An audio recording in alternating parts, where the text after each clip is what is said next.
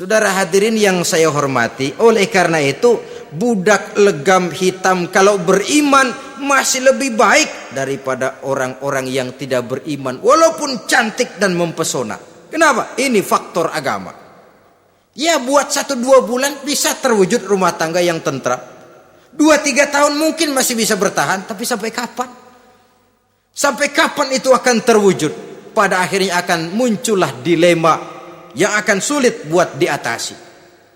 Oleh karenanya motif agama dijadikan stres oleh Nabi. Fazfar bizatiddin taribat yadak. Pilih agama sebagai titik sentral, sebagai pilihan utama. Kalau agamanya kuat, walaupun rupanya sederhana, tapi karena nilai agamanya kuat, dia bisa menyenangkan hati suaminya. Dia bersolek untuk kepentingan suaminya. Dia taat kepada suaminya. Harta, dia anak orang kaya untuk membantu perjuangan suaminya. Tapi kalau tidak ada modal agama, rupa yang cantik bisa menyengsarakan suami. Apalagi kalau suami kere. Istrinya sudah cantik, kaya ataupun tidak kaya kadang-kadang. Udah, suaminya suruh ngempuk di rumah, bininya yang kerja. Ya kalau kerja mendingan kalau dikerjain itu.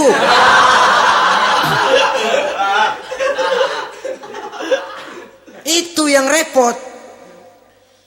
Saudara hadirin yang saya hormati, dan ini bukan 1-2 kasus. Alangkah malangnya kalau sudah terkena hal seperti itu.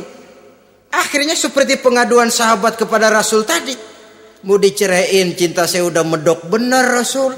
Enggak diceraiin, hati saya ngebet, pegel. Si malakama akhirnya.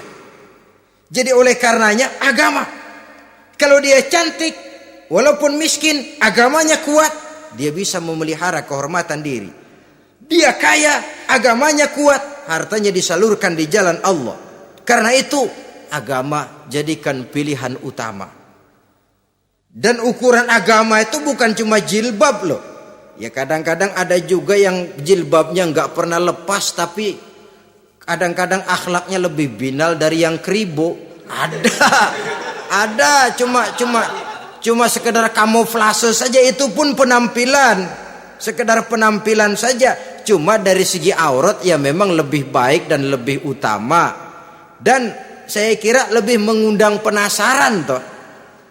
Duren kalau udah dibuka kan kelihatan isinya. Emang udah begitu. Udah. Tapi kalau masih rapat, itu yang rasanya kita pengen buka. Timbul tantangan. Gue pengen tahu isinya. Rasanya juga begitu. Sama saja dengan baju. Kalau dibungkus rapat di plastik, ditaruh di etalase, adanya di toko mau serba ada. Tahu kita barang mahal nih. Biar punya duit kita mau nawar ragu-ragu, takut nggak cukup. Tapi kalau barang sudah dibuka di jalanan, diobral di pinggir jalan murahan, 1.003 masih dicampur odol. Yang begitu sih biar nggak punya duit kita berani banget tanya, nawar, megang lagi nyemek. Berat duit nih bang.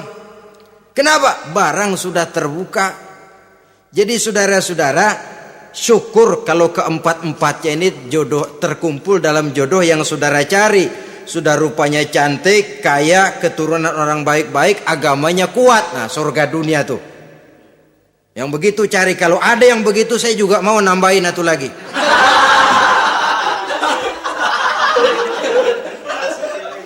Tapi yang kumpul keempat-empatnya ini terus terang saja langka. Makhluk langka ini. Kadang-kadang cantik, kaya, keluarganya hebat, agamanya nol, akhlaknya kayak setan. Tapi yang paling celaka kalau empat-empatnya kagak ada. Rupanya jelek, melarat, bapaknya biang maling, kagak beragama lagi. Apanya yang mau dipilih? Mampus saja mendingan. Sudah nggak ada pilihan sama sekali tuh. Sudah nggak ada pilihan sama sekali. Saudara hadirin yang saya hormati, terutama adik-adik remaja.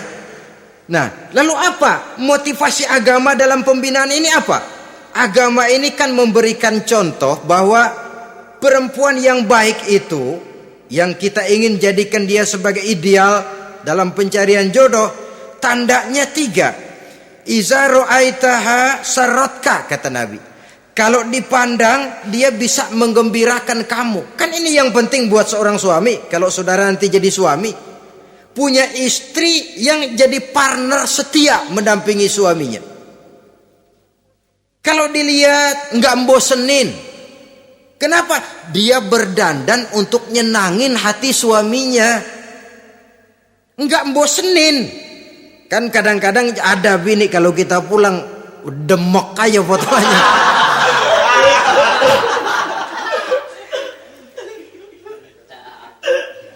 Ini yang bikin suami nggak betah di rumah ini kan yang begini. Adapun perempuan yang beragama, apabila dipandang oleh suaminya, dia pandai menyenangkan hati suaminya. Andai kata suaminya dalam kesulitan, dia tidak menambah beban kesulitan. Paling tidak dia bisa memberikan satu bantuan moral. Bantuan moral untuk mengurangi beban kesulitan daripada suaminya. Suami pulang dagang rugi, kata istrinya, romantika bang. Sekali-sekali lah, masa selamanya dagang mau untung. Besok siapa tahu untung lebih besar. Kan meringankan tuh. Kadang-kadang enggak, suami pulang dagang dari pasar panas, rugi, sampai rumah bini pidato, pletar-pletor. Lu dagang rugi, emang lu laki goblok.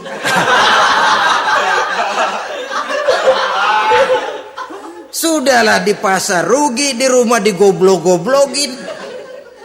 Ini nanti kena penyakit broken home yang begini ini.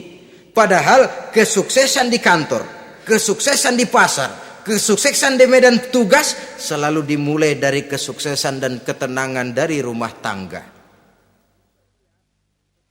Dia berhias untuk kepentingan suaminya, tidak terlalu berlebihan, dan suaminya pun pandai menghargai istrinya dengan kata-kata yang menimbulkan gairah dan semangat.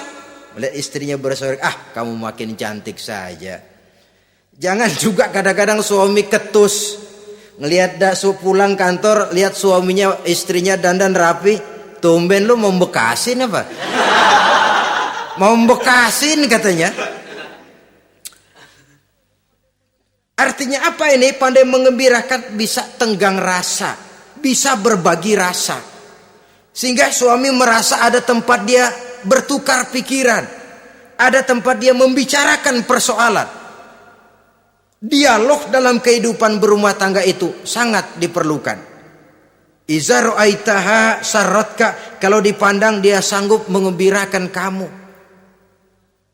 Dikasih uang 500 senyum, 5.000 pun ketawa, menggembirakan. Dia bisa taruh kata hatinya kesel, tapi mulutnya senyum. Nah ini yang sulit ini. Senyum tapi kesel, kesel tapi senyum. Kadang-kadang istri itu kan kalau sudah kesel, suami pulang nggak bisa dia menyembunyikan kekesalannya. Dari jauh suami sudah lihat ini yang nyambut, ini bemo ini. Udah monyong serem. Saudara hadirin yang saya hormati, yang kedua, bila diperintah dia taat. Ini pengaruh agama. Sehingga Nabi mengatakan, "Lau amartu li ahadin ayyasjuda ila ghairiha, la amartul mar'ata litasjuda ila zawjiha likibari haqqihi 'alaiha."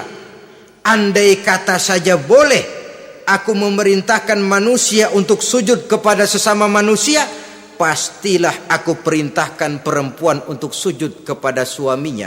Kenapa? Karena besar hak suaminya kepada dirinya. Untung sujud kepada manusia tidak boleh. Andai kata boleh, perempuan disuruh sujud sama suaminya.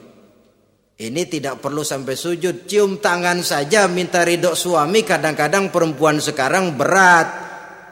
Paling banter setahun sekali lebaran doang. Laki pulang sembahyang tubruk, cium tangan minta redo, nangis segala macam. 3 hari habis lebaran beras habis, monyong aja lagi.